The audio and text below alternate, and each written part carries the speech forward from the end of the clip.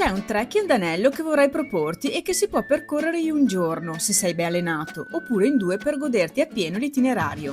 Si tratta di un sentiero inaugurato da poco che copre 25 km con 1150 metri di dislivello positivo, percorribile in circa 8 ore. Il sentiero Tre Campanili al Vento attraversa punti iconici dell'Alta Valle del Chiampo ai piedi delle Piccole Dolomiti in provincia di Vicenza. Unisce le frazioni di Durlo, Marana e Campodalbero e racconta attraverso pannelli illustrativi la vita di un tempo, storie e cultura, tratte dall'omonimo libro di Rino Mecenero, poeta, scrittore e artista che ha tanto amato questo territorio chiamato casa. Il sentiero è ben segnalato da frecce e segnavie verde fluo e si sviluppa attraverso una natura rigogliosa, antiche contrade, viste panoramiche, grotte magiche, cascate e fontane e ok, non posso dirti tutto. Altre info utili le trovi in descrizione e ti aspettiamo sul sentiero Tre Campanili al Vento. Se vuoi la traccia, scrivimi.